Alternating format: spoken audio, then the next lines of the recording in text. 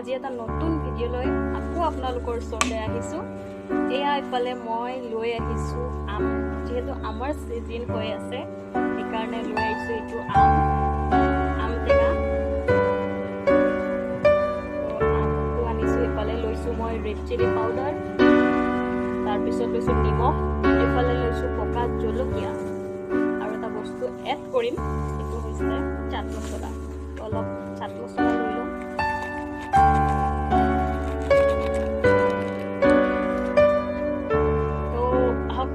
ভিডিঅ'টো ষ্টাৰ্ট কৰোঁ। এইফালে আমটো কাটি লওঁ মই।